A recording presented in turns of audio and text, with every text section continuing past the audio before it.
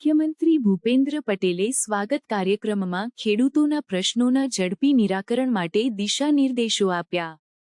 મુખ્યમંત્રી ભૂપેન્દ્ર પટેલે ધરતીપુત્રો સહિત નાગરિકોના નાના પ્રશ્નોનું સ્થાનિક સ્તરે ત્વરાએ નિવારણ લાવવા જિલ્લા વહીવટી તંત્રોને તાકીદ કરી છે.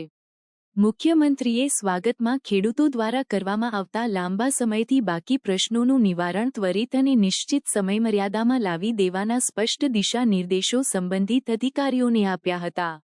દર મહિનાના ચોથા ગુરુવારે યોજાતા સ્વાગત ઓનલાઈન ફરિયાદ નિવારણ કાર્યક્રમ અન્વયે મે 2025ની રાજ્ય સ્વાગતમાં મુખ્યમંત્રીશ્રીએ 11 જેટલા રજૂઆતકર્તાઓની રજૂઆતો સાંભળીને તેના નિવારણ માટેના સુચારુ સૂચનો કર્યા હતા.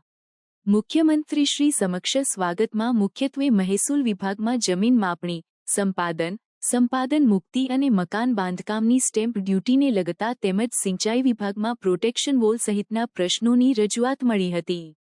આ ઉપરાંત પોલીસ, પંચાયતને સ્પર્શતા પ્રશ્નો પણ રજૂ થયા હતા. આ મે 2025ના રાજ્ય સ્વાગત કાર્યક્રમમાં સમગ્રતયા 90 જેટલા રજૂઆતકર્તાઓએ પોતાની જુદી જુદી રજૂઆતો કરી હતી.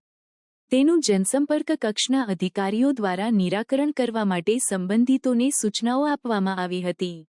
રાજ્યભરમાં જિલ્લા કક્ષાએ કલેક્ટરના અધ્યક્ષસ્થાને જિલ્લા સ્વાગત કાર્યક્રમો પણ નિયમિતપણે યોજાય છે.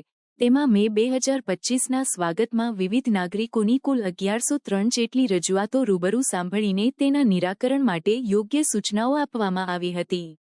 તાલુકા કક્ષાએ યોજાયેલા તાલુકા સ્વાગત કાર્યક્રમમાં 2503 એમ કુલ 3617 રજૂઆતો રૂબરૂ સાંભળીને તેમાંથી 52% જેટલી રજૂઆતોનું સ્થળ પર જ નિરાકરણ લાવી દેવામાં આવ્યું છે.